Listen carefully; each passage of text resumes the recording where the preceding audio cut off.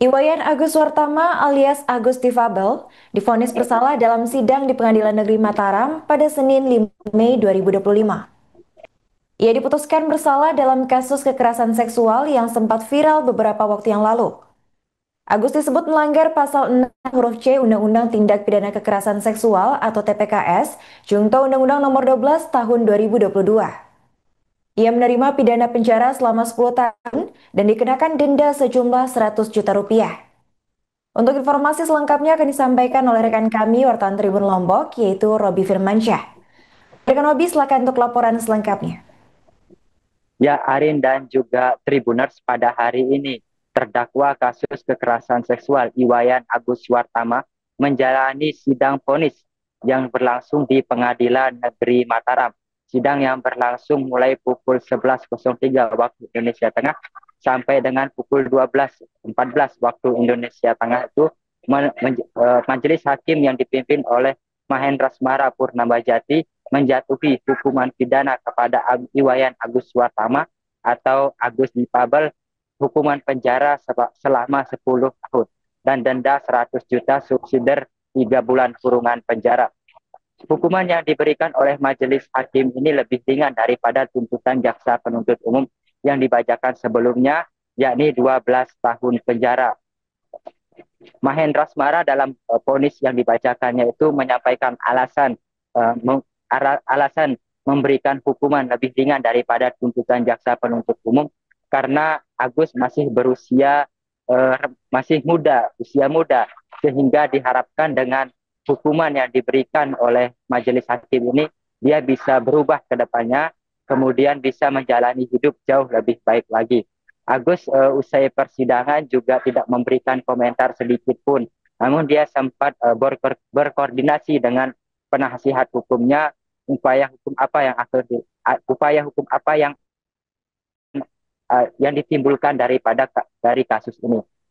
Agus yang didampingi orang tua tersebut usai persidangan juga tidak memberikan komentar sedikit pun saat menuju ke mobil tahanan. Dia sempat berpamitan dengan orang tuanya sebelum akhirnya masuk ke mobil tahanan. Sementara itu, jaksa penuntut umum tidak memberikan komentar terlalu jauh dengan vonis yang diberikan majelis hakim meskipun lebih ringan daripada tuntutan jaksa penuntut umum. Kemudian penasihat hukum Agus, Mikhail Ansori, mengatakan bahwa dalam sepekan ke depan mereka akan menyampaikan upaya hukum banding. Meskipun sampai saat ini upaya hukum banding tersebut masih dipikir-pikir oleh majelis hakim maksud kami oleh penasihat hukum daripada Agus yang diketahui oleh Ainuddin. Namun pada sidang kali ini Ainuddin tidak hadir sehingga digantikan oleh Mikhail Ansori. Demikian Arin dan juga Tribuners laporan yang dapat saya sampaikan. Saya kembalikan ke studio. Baik, terima kasih rekan Robi atas laporannya dan selamat lanjutkan tugas kembali. Assalamualaikum warahmatullahi wabarakatuh. Selamat siang semuanya, rekan-rekan dari pers, dari wartawan ya. Di sini kami akan menyampaikan konferensi pers terkait dengan putusan yang telah tadi dibacakan dalam perkara nomor 23 Pitsus 2025 PN Mataram dengan terdakwa Iwas ya.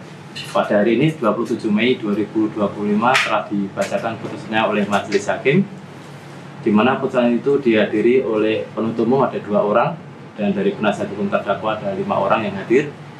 Pihak lain yang hadir dalam pembacaan putusan itu ada perwakilan Lembaga Perlindungan Saksi dan Korban LPSK yang mungkin tadi sudah diwawancara juga di depan ya. Ada perwakilan dari Komisi Yudisial, juga orang tua terdakwa. Putusan tadi mulai dibacakan atau dibuka persidangan pukul 11.03 WITA sampai dengan tadi 12.13 WITA.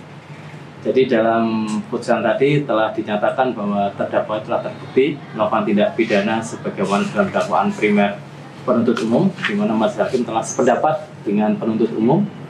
Dakwaan pasal 6 huruf C junto pasal 15 ayat 1 huruf E Undang-Undang Nomor 12 Tahun 2022 tentang tindak pidana kekerasan seksual. Kemudian dari putusan tadi mungkin juga teman-teman sudah mendengar langsung di persidangan, tapi mungkin saya bacakan yang intinya menyatakan terdakwa Iwayan Agus Wartama atau Iwas terbukti melakukan tindak pidana pencabulan lebih dari 1 kali, lebih dari 1 orang dengan dakwaan primer, dan menjatuhkan pidana kepada terdakwa dengan pidana penjara selama 10 tahun dan denda 100 juta rupiah dengan ketentuan apabila tidak dibayar diganti dengan denda kurungan selama 3 bulan. Masa penangkapan dan penahanan terdakwa dikurangkan seluruhnya dari pidana yang dijatuhkan agar terdakwa tetap ditahan, barang bukti dirampas dibesarkan dan membebankan biaya perkara kepada terdakwa sebesar Rp5.000. Dalam putusan tadi, dalam pertimbangannya majelis hakim menyampaikan atau membacakan keadaan-keadaan yang memberatkan maupun meringankan bagi terdakwa. Yang memberatkan, perbuatan terdakwa telah menimbulkan trauma yang mendalam bagi korban dan perbuatan terdakwa telah menimbulkan keresahan pada masyarakat. Yang meringankan, terdakwa masih berusia muda ya, dan sehingga diharapkan ke depan masa depannya bisa memperbaiki lagi perbuatannya di masa depan. Terdakwa juga sopan dan tertib di persidangan sehingga memperlancar jalannya pemeriksaan persidangan. Atas putusan yang telah dibacakan oleh majelis hakim, baik terdakwa, penasihat hukum maupun jaksa penuntut umum menyatakan pikir-pikir untuk menanggapi putusan tersebut. Jadi dari tuntutan jaksa penuntut umum 12 tahun penjara, kemudian hakim telah membacakan tadi, dan kita sama-sama mengingatkan mengenai pertimbangan hukumnya terkait hal tersebut. Majelis hakim berkeyakinan bahwa terdakwa bersalah melakukan suatu tindak pidana kekerasan seksual secara fisik dengan hukuman penjara 10 tahun. Ya, mungkin itu yang kita dengar ya. Kemudian dari terdakwa ada hak, ya, ada hak-hak yang diberikan secara hukum kepada terdakwa dalam bentuk mengajukan hak hukumnya. Apakah itu menerima atau menolak, kemudian pikir-pikir terhadap putusan hakim selama 10 tahun. Kita pikir-pikir dulu selama 7 hari, pasti kita akan melakukan upaya hukum banding, ya, terkait dengan putusan. Itu dipastikan. Iya. Tadi apa yang disampaikan Agus? Jadi pertimbangan banyak, kita belum membaca secara utuh putusan hakim tadi. Antara lain inti-intinya ya, banyak fakta-fakta yang terungkap dalam persidangan itu kami mendengar tidak dipertimbangkan secara utuh. Mungkin itu alasan-alasan kita untuk mengajukan banding. Ya. Download Tribun X sekarang, menghadirkan lokal menjadi Indonesia.